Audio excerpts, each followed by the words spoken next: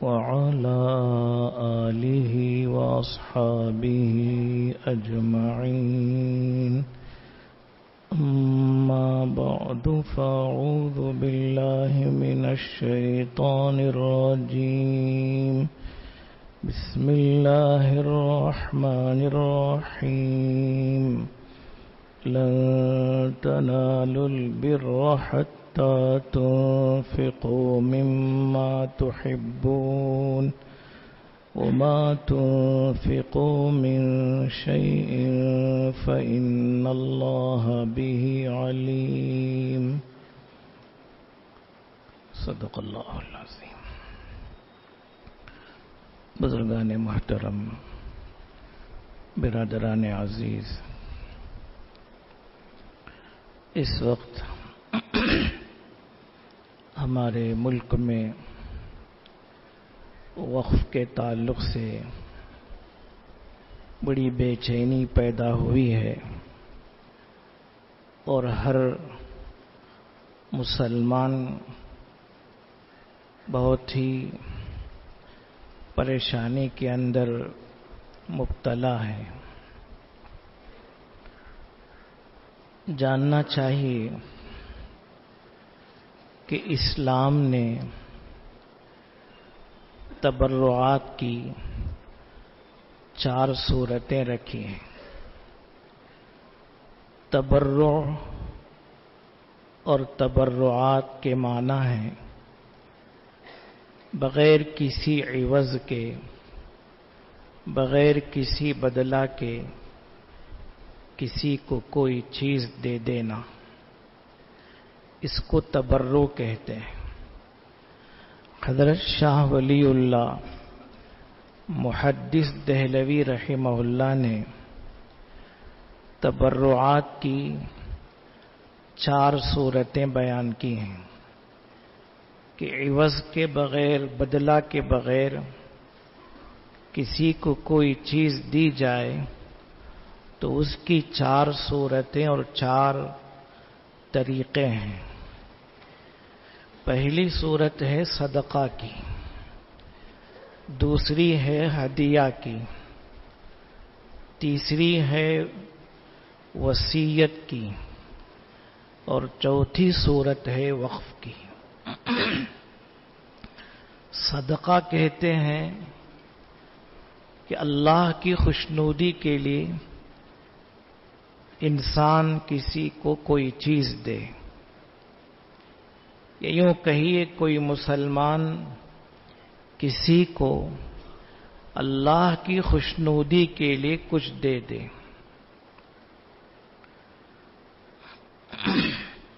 یہ صدقہ ہے.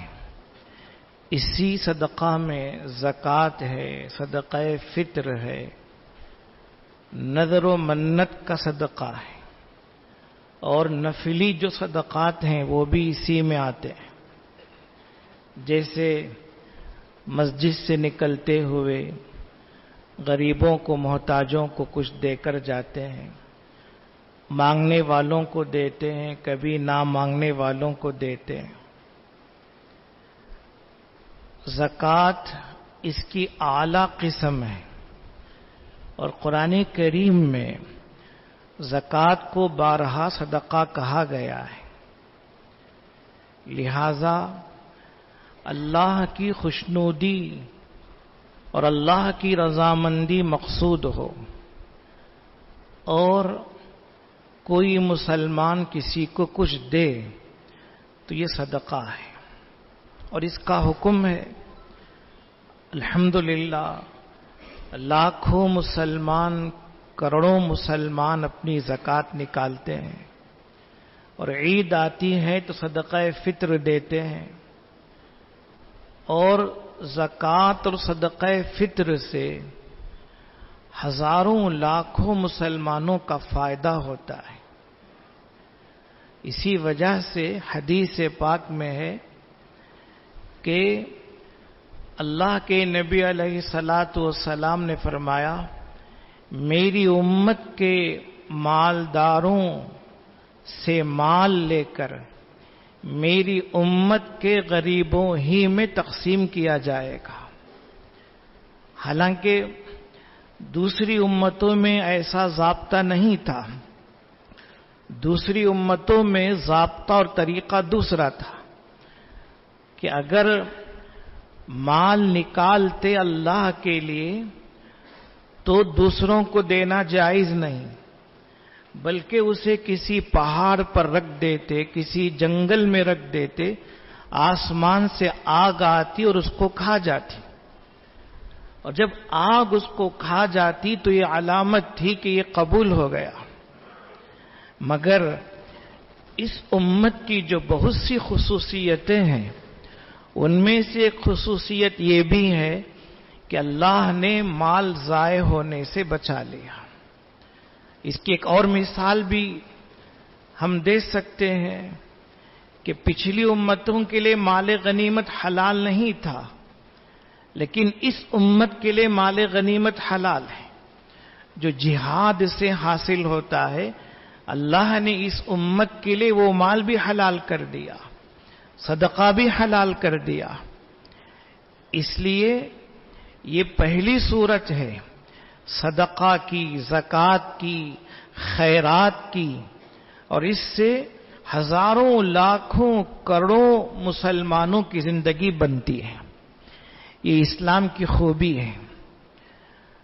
پھر دوسری صورت ہے ہدیہ کی.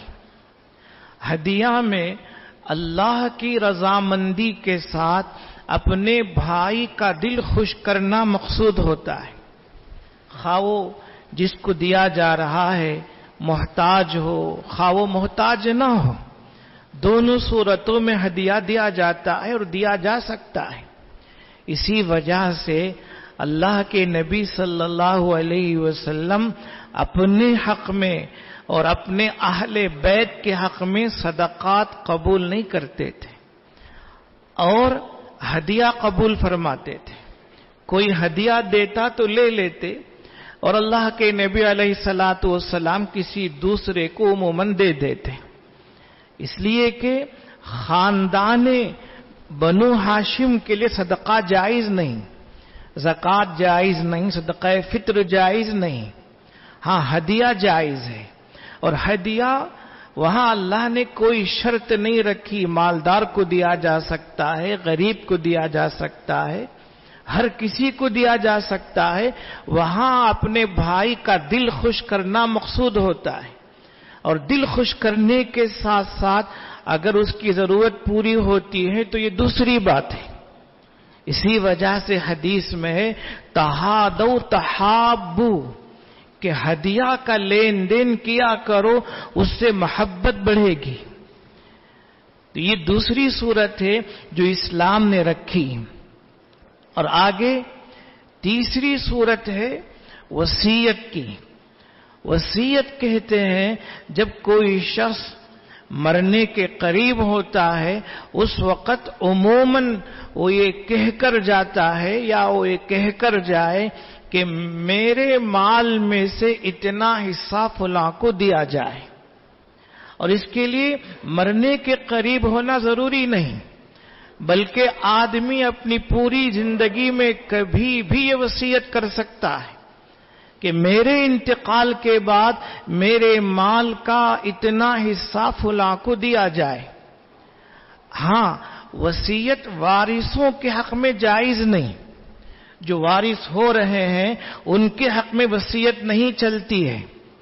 اور جو وارث نہیں ہو رہے ہیں، جو وارث فی الحال نہیں ہو رہے ہیں، خواہ وہ میت کے رشتہ دار ہی کیوں نہ ہو، ان کے حق میں وصیت درست ہے. مثلا اولاد کے ہوتے ہوئے پوتوں کو، نواسوں کو میراث نہیں ملتی.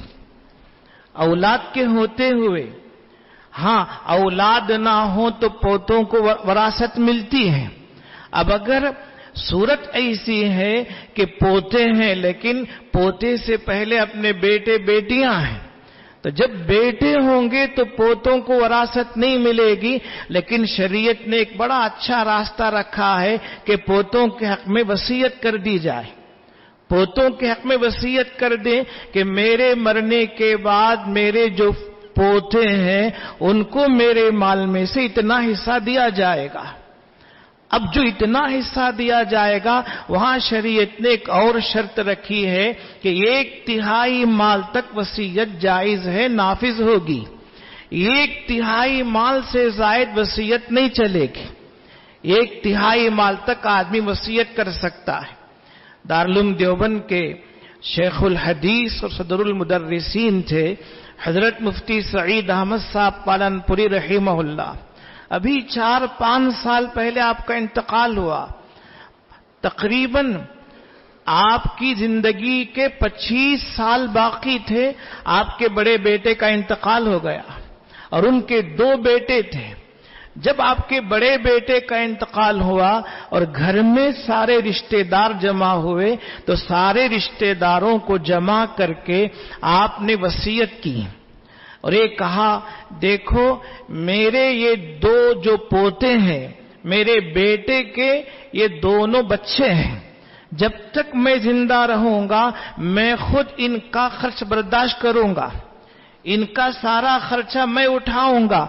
جب میری وفات ہو جائے گی میرے ایک لڑکے کو جتنا حصہ ملتا ہے ایک لڑکے کو، ایسے ہی میرے ان 2 پوتوں میں سے ایک کو اتنا حصہ دیا جائے میری میراث میں۔ حالانکہ 25 سال کے بعد انتقال کیے، اب سب کو آپ نے گواہ بنا لیا، لہذا گواہ بنا کر وصیت کر دی جائے تو پھر یہ مسئلہ ہی ختم ہو جاتا ہے کہ جو پوتے پہلے سے محروم ہیں، غریب ہیں، محتاج ہیں، ان کے حق میں اسلام کچھ نہیں کر رہا ہے۔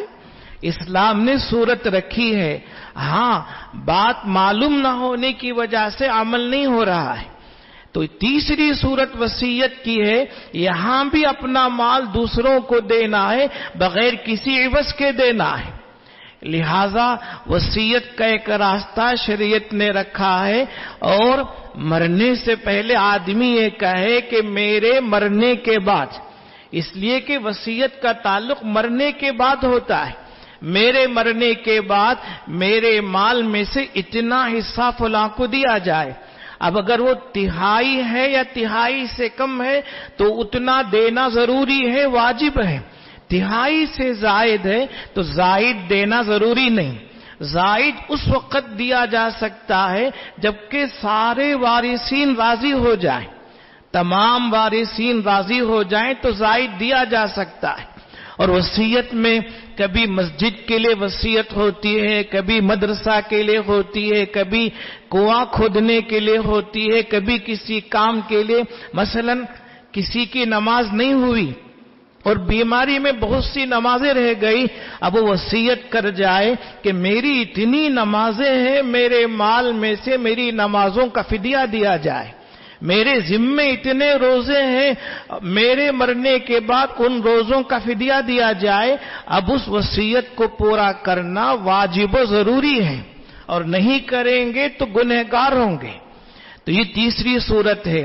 آگے چوتھی صورت اللہ نے وقف کی رکھی ہے، اور یہاں بھی بغیر کسی عوض کے، بغیر کسی بدلہ کے اپنا مال دوسروں کو دینا ہے۔ وقف کے اندر تھوڑی سی الگ صورت ہے۔ وقف کیا ہوتا ہے؟ وقف میں شریعت اسلامیہ نے یہ صورت رکھی ہے کہ آدمی اپنی ملکیت باقی رکھے، اپنا تصرف باقی رکھے، اور چیز اللہ کے لیے دے دے۔ اللہ کے نبی علیہ الصلوۃ والسلام نے سب سے پہلے وقف کیا۔ جو آیت میں نے خطبہ میں پڑھی اس میں یہی بات کہی گئی ہے، لن تنالوا البر حتى تنفقوا مما تحبون، ہرگز ہرگز خیر کامل نہیں پا سکو گے۔ برا کا معنی ہے خیر کامل، کامل خیر، ہرگز ہرگز تم خیر کامل نہیں پا سکو گے یہاں تک کہ اپنا پسندیدہ مال تم خرچ کرو گے۔ جب اپنا مال جو پسندیدہ مال ہے، جسے تم چاہتے ہو، پسند کرتے ہو، وہ تم خرچ کرو۔ وَمَا تُنْفِقُوا مِنْ شَيْءٍ فَإِنَّ اللَّهَ بِهِ عَلِيمٌ، اور جو کچھ تم خرچ کرو گے اللہ اس کو خوب جانتے ہیں۔ تمہاری نیت کو اللہ دیکھتے ہیں. اگر کسی کے پاس کچھ نہیں ہے، صرف ایک ہی اینٹ دے رہا ہے اخلاص کے ساتھ، اللہ اس پر بھی اجر عظیم دیں گے. اور جس کے پاس جتنا زیادہ مال ہے وہ اپنے حساب سے اللہ کے راستے میں دے اور اللہ کے لیے دے. تو اللہ کے نبی علیہ الصلوۃ والسلام نے وقف کیا. حضرت عمر رضی اللہ تعالیٰ عنہ آئے اور آ کر کہنے لگے یا رسول اللہ، یہ آیت کریمہ لن تنالوا البر حتی تنفقوا نازل ہوئی اور میرے پاس سب سے بہترین زمین خیبر کی ہے. خیبر میں ایک زمین ہے جو میرے پاس جتنا مال ہے اس میں بہترین مال ہے، وہ مال میں آپ کے حوالہ کرتا ہوں، آپ فرمائیے میں کیا کروں.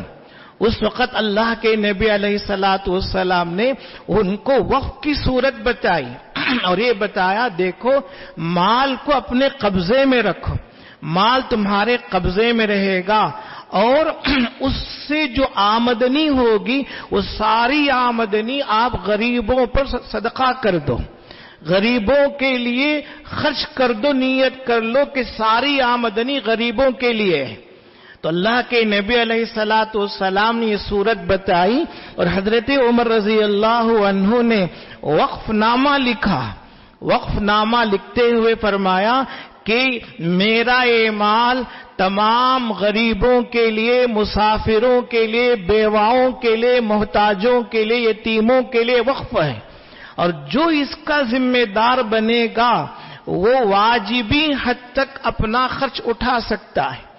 یعنی جو ذمہ دار بنے گا اس کا گزارا کیسے ہوگا، لہذا واجبی مقدار میں ضروری حد تک وہ خرچہ لے سکتا ہے لیکن وہ زائد چیز نہیں لے سکتا، واجبی مقدار میں لے سکتا ہے.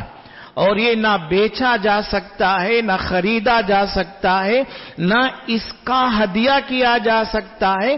آپ نے وقف نامہ لکھا. یہ صورت ہے.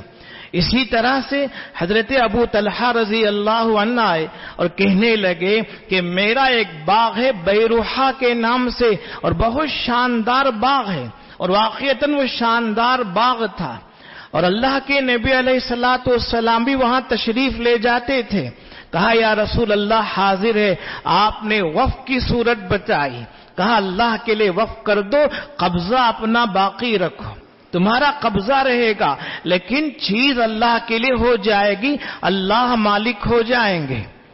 حضرت عثمان رضی اللہ عنہ انہوں نے کئی زمینیں وقف کی اور آج بھی مدینہ منورہ میں حضرت عثمان رضی اللہ عنہ کا وقف کیا ہوا باغ موجود ہے اور آج بھی اس کا پھل غریبوں میں خرچ ہو رہا ہے، اس کی کھجوریں تقسیم ہو رہی ہیں. اور مسجد نبوی کے سامنے ایک عمارت ہے، آج بھی اس کے تعلق سے کہا جا رہا ہے کہ حضرت عثمان رضی اللہ عنہ نے یہ جگہ وقف کی تھی. پھر بعد میں عمارت بنانے والوں نے عمارت بنوائی لیکن اس کا سارا خرچ غریبوں پر ہوتا ہے. حضرت سیدنا عثمان رضی اللہ عنہ گئے، تقریباً 1400 سال ہو چکے ہیں، 1500 سال ہو چکے ہیں، لیکن برابر ان کا وہ مال غریبوں پر خرچ ہو رہا ہے. اب دیکھیے یہ ہے صدقہ جاریہ کہ آدمی نہیں ہے لیکن اس کے نامہ اعمال میں ثواب لکھا جا رہا ہے. اب یہ صورت خدا کی قسم کسی مذہب میں نہیں، کسی مذہب میں نہیں ہے، نہ ہندو مذہب میں ہے نہ اور کسی اور مذہب میں ہے. یہ صورت جو صورتیں بتائی گئی یہ ساری صورتیں اسلام کی بتائی ہوئی ہیں اور الحمدللہ ہمارے اکابر نے، ہمارے بڑوں نے، ہمارے پچھلے مسلمانوں نے اس قدر وقف کیے. آج اگر وہ وقف نہ کیے ہوئے ہوتے تو 2 رکعت عید کی نماز ہم ادا نہیں کر سکتے تھے. کون کہاں ادا کر سکتا تھا 2 رکعت عید کی نماز؟ الحمدللہ بڑی آسانی کے ساتھ ہم عیدگاہ جاتے ہیں اور 2 رکعت نماز عید ادا کر کے آتے ہیں. یہ ہمارے بڑوں نے زمین وقف کی ہے اور اگر ہمارے بڑوں نے زمین وقف نہ کی ہوئی ہوتی تو مردوں کو دفن کرنے کے لیے کوئی جگہ نہ ہوتی. کئی ایکڑ پر انہوں نے زمینیں وقف کی جو قبرستان کی شکل میں موجود ہے. یعنی ہزاروں لاکھوں قبرستان بنے ہوئے ہیں، وہاں مردے دفن ہو رہے ہیں اور ایک بڑا نیک کام وجود میں آیا ہوا ہے یہ۔ اور پھر مسجد کے لیے بڑی بڑی مسجدیں بنائی گئیں، جگہ مسلمانوں نے وقف کی، اور حکم کیا ہے کہ آدمی جب مسجد بنائے تو عمومی اجازت دے دے، اور عمومی اجازت کے بعد جب وہاں پہلی نماز ہو جائے گی تو وہ زمین اور وہ مسجد اللہ کے لیے ہو جاتی ہے۔ عمومی اجازت دے دے، اگر عمومی اجازت نہ دے، اپنے کارخانہ کے اندر مسجد بنائے یا اپنے کسی اور مقام میں مسجد بنائے اور عمومی اجازت نہ دے تو وہی مالک رہے گا، لیکن وہ مسجد شرعی نہیں ہوگی، پریئر ہال ہوگا، ایک پریئر روم ہوگا۔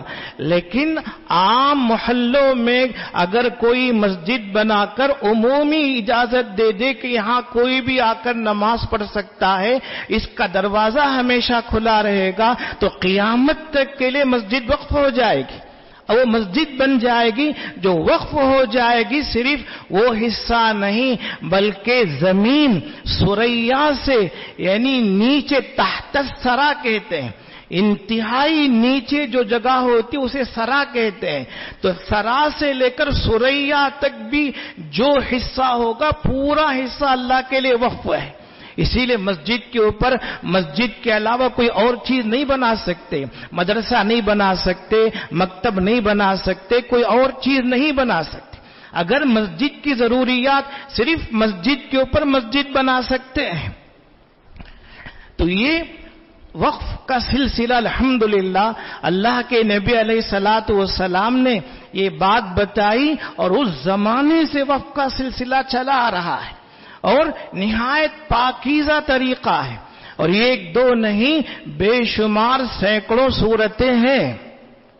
اور اسی وقت پر آج قبضہ کرنے کی ناجائز کوشش ہو رہی ہے، بلکہ کوشش شروع ہو چکی ہے۔ اس لیے مسلمانوں کے سلسلے میں بہت احتیاط کے ساتھ کام لینا ضروری ہے کہ یہ مسجد، مدرسہ، مکتب، قبرستان، عیدگاہ اور اس کے علاوہ خانقاہ ہے یا کوئی بھی دینی کام کے لیے، مثلا آپ مدراس جائیے، صدیق سرائے ہے، وہاں جاتے ہیں، لوگ ٹہرتے ہیں اور فائدہ اٹھاتے ہیں، کسی اللہ کے بندے نے اس کو وقف کیا، عمارت بنانے والے نے عمارت بنوا دی، آج سینکڑوں یعنی تقریباً 100 سال ہو گئے، فائدہ اٹھانے والے فائدہ اٹھا رہے ہیں اور اس سے غریبوں کا بڑا فائدہ ہو رہا ہے۔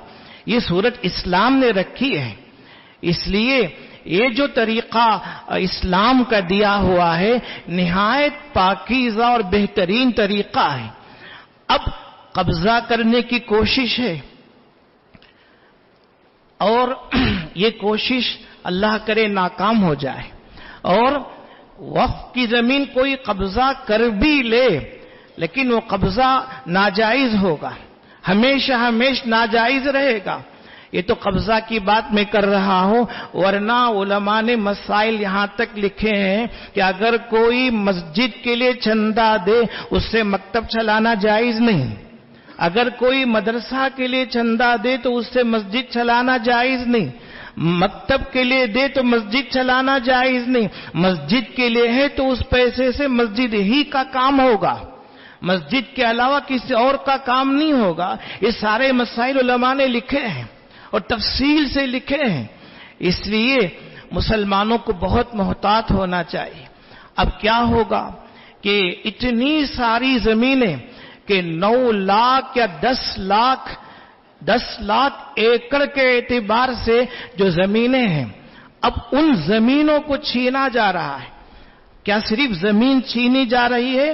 ایسا نہیں ہے، بلکہ مسلمانوں کو اسلام سے ہٹانے کی کوشش شروع ہو چکی ہے کہ مسجد سے ہٹاؤ، مدرسوں سے دور کرو، مکاتب سے دور کرو، مسلمان مسجد کے بغیر ہو جائے، جبکہ ہمارا تعلق مسجد سے، مدرسہ سے، مکتب سے، عیدگاہ سے، قبرستان سے روحانی تعلق ہے، وہاں سے ہمارا قلبی اور دلی تعلق ہے، اس کے بغیر ہم زندہ نہیں رہ سکتے، یعنی ہمارا اسلام زندہ نہیں رہے گا۔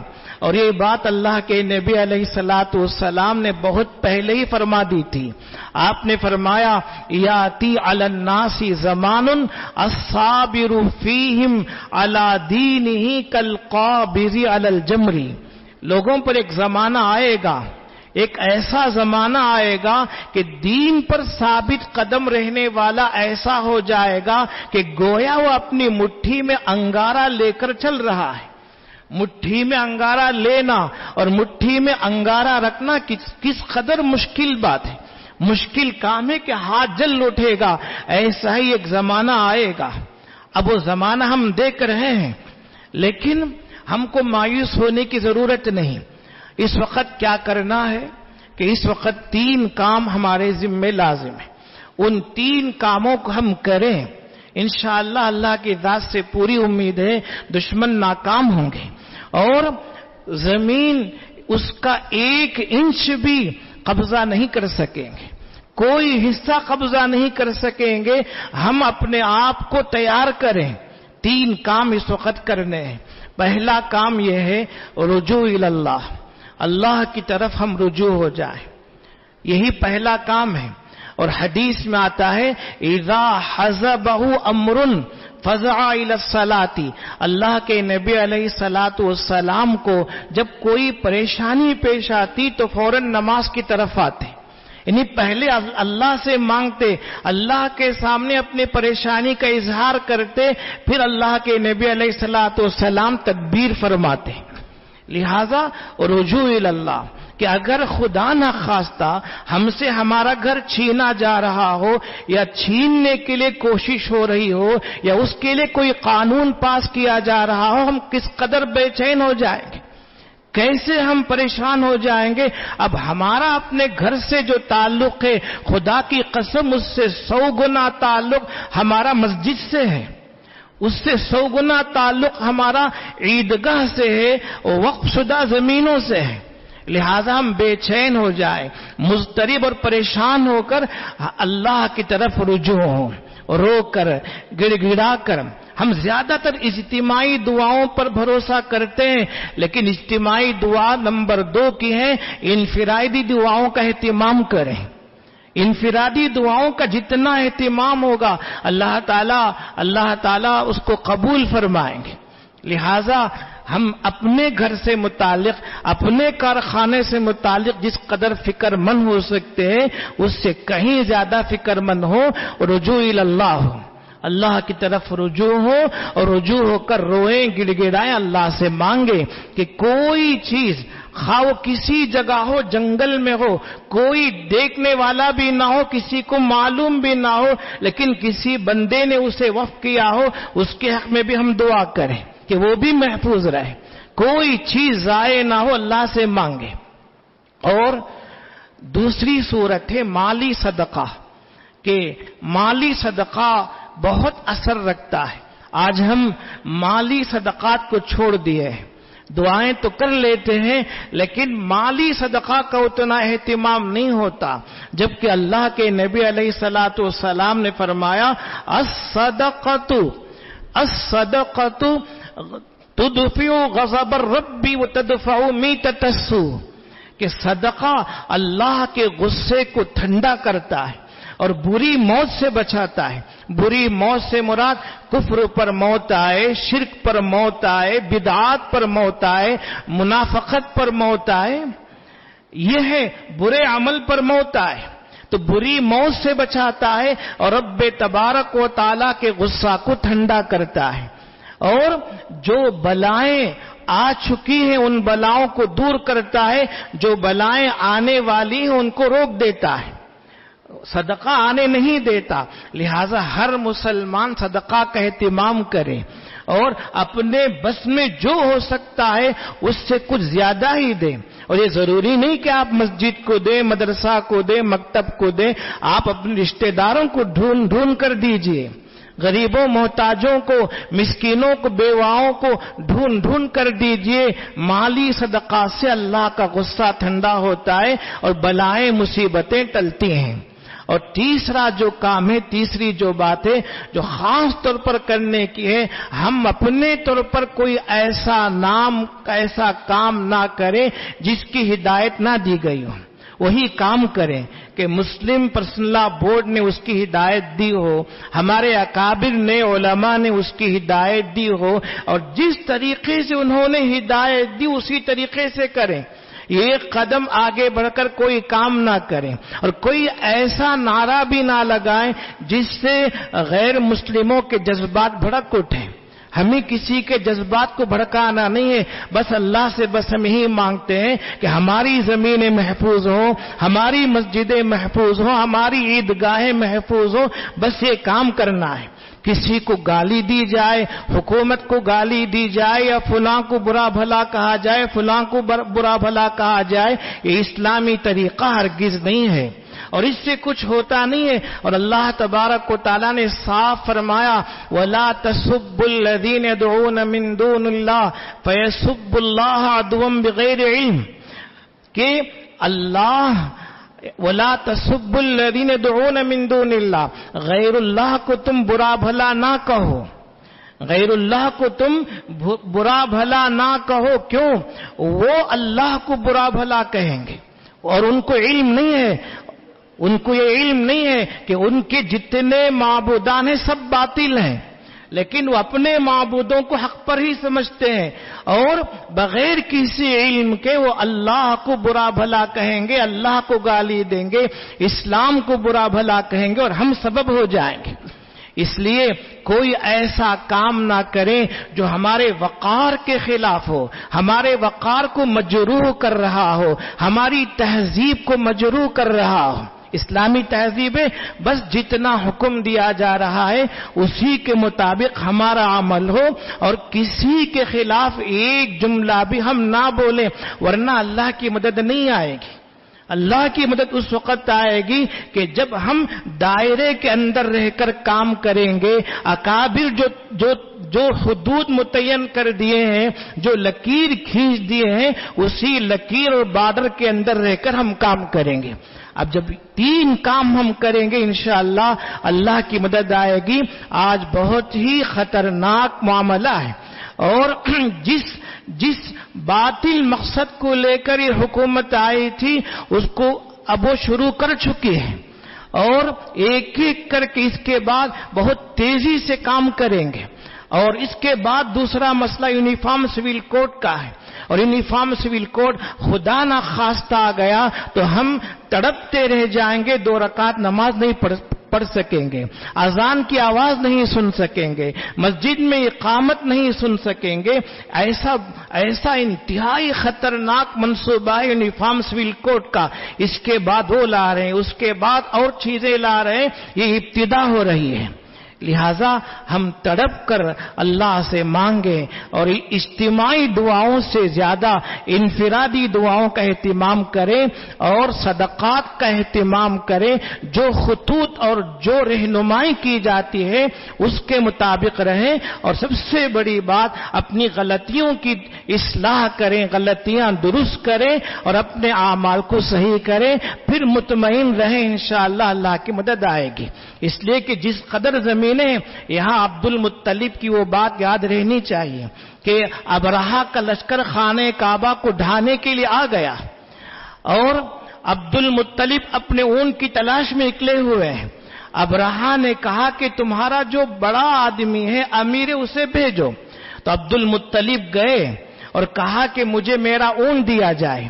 ابراہ نے یا اس کے کسی بڑے فوجی نے کہا افسوس ہے ہم تمہارے خانہ کعبہ کو گرانے کے لیے آئے ہوئے ہیں اور تم اپنا اونٹ مانگتے ہیں، کس قدر چھوٹی چیز تم مانگتے ہو۔ عبد المطلب نے کہا میں اپنے اونٹ کا مالک ہوں، میں مانگ رہا ہوں، اور کعبہ کا مالک اللہ ہے، وہ خود حفاظت کرے گا۔ رب کعبہ وہ اس کا مالک ہے، وہ اس کا محافظ ہے، لہذا وہ اس کی حفاظت کرے گا۔ ہاں، انہوں نے پورے ایمان کے ساتھ یہ بات کہی اور اللہ کی مدد آئی۔ اللہ نے لشکر بھیجا، کس کا؟ پرندوں کا لشکر بھیجا، ابابیل جسے کہتے ہیں۔ ابابیل کسی پرندے کا نام نہیں، طیرن ابابیل، ابابیل کسی پرندے کا نام نہیں، جو فوج در فوج پرندوں کی شکل ہوتی ہے اسے ابابیل کہتے ہیں۔ طیرن ابابیل یعنی پرندوں کی فوج در فوج آئی، لشکر در لشکر آیا، اور چونچ میں پیروں میں کنکریاں لے کر آئے، اور ان کنکریوں سے ہاتھیوں کا لشکر تباہ ہوا، ابرہہ تباہ ہوا، اور سارے لوگ تباہ ہوئے۔ لہذا ایسا ایمان اللہ ہمیں بھی نصیب کرے۔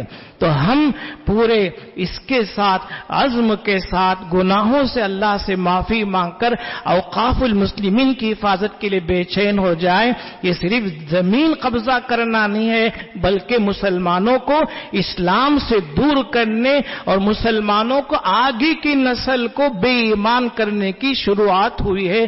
اللہ تعالی اہل باطل کی ساری کوششوں کو ناکام فرمائے۔